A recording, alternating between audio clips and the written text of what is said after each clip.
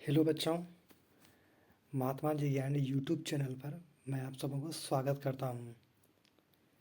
पिछले वीडियो में हम लोगों ने सीखा था कि व्हाट इज़ वैलेंस इलेक्ट्रॉन और किसी भी एलिमेंट का हम वैलेंस इलेक्ट्रॉन कैसे निकालते हैं।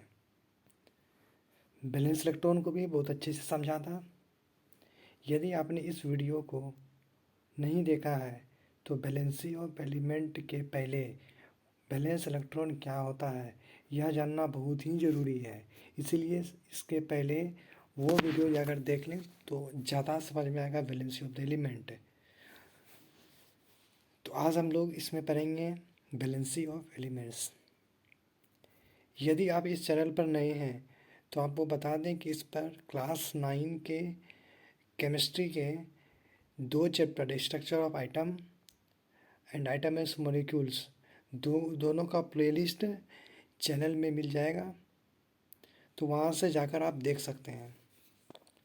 सभी वीडियो में बहुत अच्छे से एक्सप्लेनेशन किया गया है। आई होप कि आपको पसंद आएगा। तो आज हम लोग पढ़ेंगे वैलेंसी ऑफ एलिमेंट। जब when one atom of one element combined with the atoms of another element to form compound, they do so in a fixed number depending upon the capacities of the atoms to form bond। ये कह रहा है कि जब एक element के कुछ items items of one element एक एलिमेंट के कुछ आइटम्स कंबाइन करते हैं अनदर एलिमेंट के साथ with items of another element compound बनने के लिए, मतलब कि यदि एक एलिमेंट ए है एक एलिमेंट बी है, इसके कुछ आइटम्स और बी के कुछ आइटम्स, ये इसके कुछ आइटम्स ये है इसके बी के कुछ आइटम्स है, ये दोनों मिल कर कंबाइन करता है, उसके बाद एक कंपाउंड बनता है। लेकिन ये कंपाउंड बनता है, ठीक है। तो कहना ये यहाँ ये चाह रहा है कि क्या जो ये आइटम्स ए का जो आइटम से मिलेगा और बी का जो आइटम से मिलेगा क्या वह इक्वल प्रोपोर्शन मतलब इक्वल अमाउंट में मिलेगा। यह तो ज़रूरी नहीं है कि इक्वल अमाउंट में मिलेगी, तो लेकिन इक्वल प्रोपोर्शन यानी मतलब 1:2 2:3 यानी प्रोपोर्शन फिक्स रहेगा कि ए का बी का उतना, तभी यह कंपाउंड कोई पर्टिकुलर कंपाउंड बनेगा। यदि प्रोपोर्शन यदि हम अलग हो जाता है तो कंपाउंड भी अलग बनेगा। तो वही कह रहा है the capacity of an item of an element to form chemical bond is known and its valency.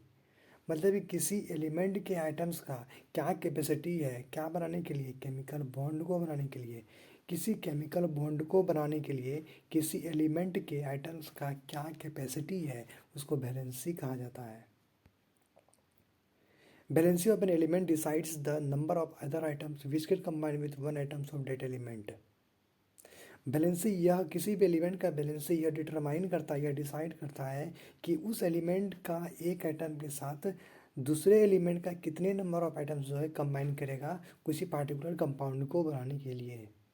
जैसे कि वैलेंसी ऑफ कार्बन 4 होता है और हाइड्रोजन 1 होता है, इसका मतलब 1 आइटम ऑफ कार्बन जो है वो कंबाइन करता है 4 आइटम्स ऑफ हाइड्रोजन के साथ to form a methane molecule that is CH4।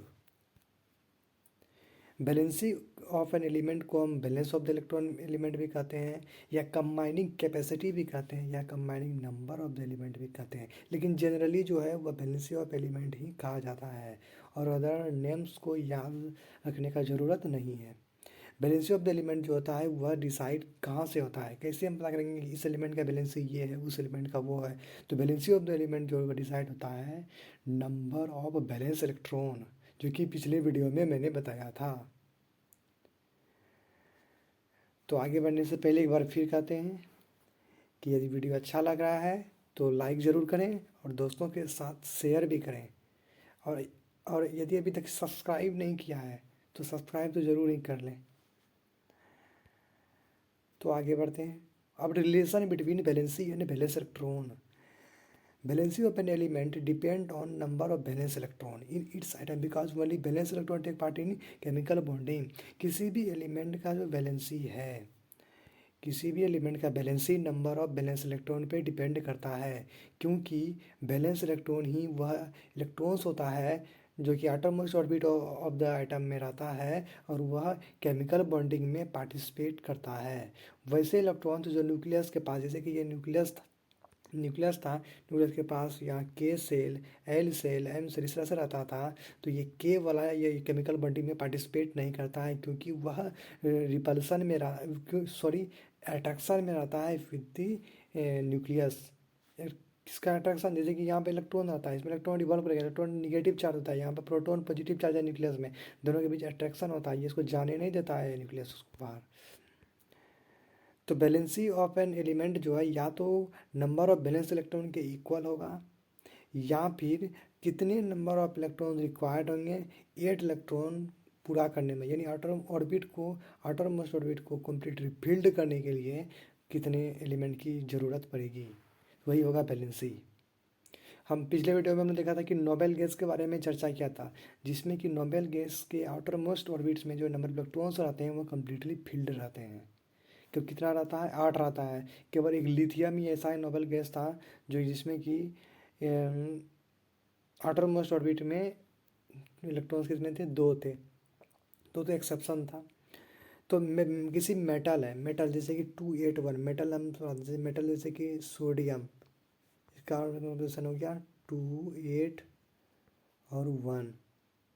अब इसमें हम देख सकते हैं कि सबसे आउटर मोस्ट में 1 इलेक्ट्रॉन्स है। इसका मतलब कि इसका बैलेंस इलेक्ट्रॉन 1 होगा। मैं बोलेंगे what is the balance electron of sodium, तो 1 होगा। तो इसका बैलेंसी कितना होगा? तो बैलेंस मेटल का जो वैलेंसी होता है वह direct number of valence electron के बराबर हो जाता है, यानी सोडियम का जो वैलेंसी होगा वह 1 के बराबर हो जाएगा। यदि हम नॉन मेटल की बात करें, नॉन मेटल कौन कौन सा हो सकता है? हाइड्रोजन एक नॉन मेटल, हाइड्रोजन जो है, हाइड्रोजन एक दूसरा एग्जाम्पल एक्सेप्शन में आता है। हाइड्रोजन एक ऐसा पहले हम देख लेते हैं नॉन मेटल के वैलेंसी के बारे में क्या कह रहा था। तो वैलेंसी ऑफ नॉन मेटल जो है वह 8 minus number of valence electron in its item. Non metal का जो वैलेंसी निकालेंगे वह 8 में माइनस करेंगे कितने नंबर ऑफ वैलेंस इलेक्ट्रॉन उस आइटम में प्रेजेंट है। केवल एक हाइड्रोजन ही एक नॉन एलिमेंट है जो कि उसका जो वैलेंसी होता है वह नंबर ऑफ वैलेंस इलेक्ट्रॉन के इक्वल होता है। वैलेंसी 2 टाइप के होते हैं, इलेक्ट्रोवैलेंसी, कोवैलेंसी। यदि एक एलिमेंट कंबाइन करता है दूसरे इलेक्ट्रॉन के साथ, यानी कंपाउंड जब बनाता है, यदि यदि एक एलिमेंट लॉस करके या गेन ऑफ इलेक्ट्रॉन्स करके इलेक्ट्रोवैलेंट कंपाउंड बनाता है, जिसको कि आयोनिक कंपाउंड भी कहते हैं, तो वैसे वैलेंसी को कहते हैं इलेक्ट्रोवैलेंसी। यदि कोई एलिमेंट जो है वह कंबाइन करेगा दूसरे एलिमेंट के साथ बाय शेयरिंग ऑफ इलेक्ट्रॉन्स, तो उसको बोलेंगे कोवैलेंसी। शेयरिंग ऑफ इलेक्ट्रॉन्स करके जो एलिमेंट बनाता है कंपाउंड, उसको बोलते हैं कोवैलेंट कंपाउंड।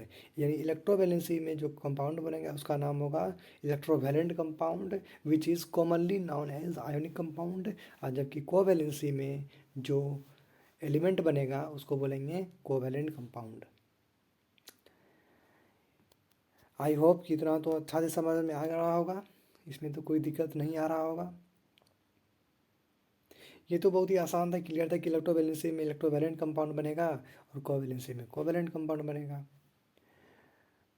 तो अब हम इलेक्ट्रोवैलेंसी के बारे में पढ़ते हैं। The number of electron lost और gain by one atom of an element to achieve the nearest inert gas confirmation is known as electrovalency. तो इलेक्ट्रोवैलेंसी किसको कहते हैं कि कितने मिनिमम नंबर ऑफ इलेक्ट्रॉन्स जो हैं, मिनिमम क्या कर सकते हैं, मतलब जितना रिक्वायर्ड होगा उतना तो लगेगा ही। तो कितने नंबर ऑफ इलेक्ट्रॉन्स जो हैं वो कोई भी एलिमेंट लॉस करेगा या गेन करेगा, क्या अचीव करने के लिए? Nearest inert gas electronic conformation को अचीव करने के लिए, तो उसको बोलेंगे electrovalency. Nearest inert gas electronic configuration मतलब समझ, इनर्ट गैस इलेक्ट्रॉनिक कन्फिग्रेशन कितना होता है? कहना क्या चाह रहा है? एटॉमिक ऑर्बिट में 8 इलेक्ट्रॉन्स होना चाहिए। एटॉमिक ऑर्बिट क्या है? Valence electron. वैलेंस इलेक्ट्रॉन कितना होना चाहिए? 8 होना चाहिए। तो वैलेंस इलेक्ट्रॉन 8 पूरा करने के लिए कितने नंबर ऑफ इलेक्ट्रॉन्स जो है किसी पार्टिकुलर लूज करेगा या गेन करेगा, तो उसको इलेक्ट्रोवैलेंसी कहेंगे।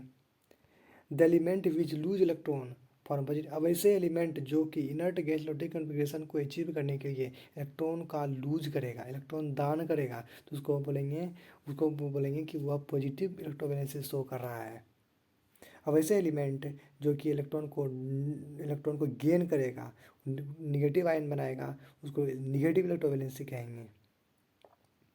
आज इसको एक एग्जाम्पल के जरिए समझते हैं, जैसे कि सोडियम क्या होता है 281।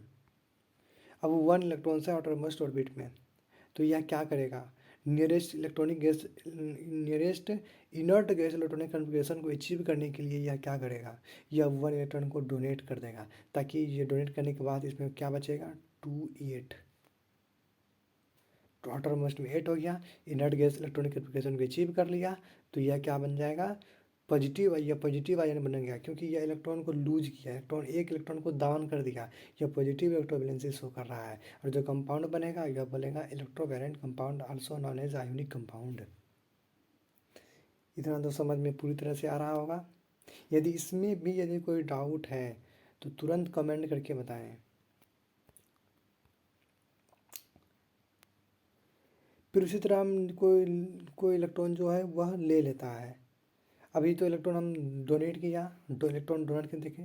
अब कोई इलेक्ट्रॉन जो एक्सेप्ट कर लेता है, जैसे कि ऑक्सीजन का इलेक्ट्रॉनिक कन्फिग्रेशन होता है 2 6, आउटर मोस्ट में 6 है, तो यह 8 इलेक्ट्रॉन्स अचीव करने के लिए, inert gas electronic configuration achieve करने के लिए यह क्या करता है, 2 इलेक्ट्रॉन्स किस कहीं से ले लेता है, तो क्या जाएगा 2 और 8 ऑटोमोस्टेटिक में से चिप कर जाएगा।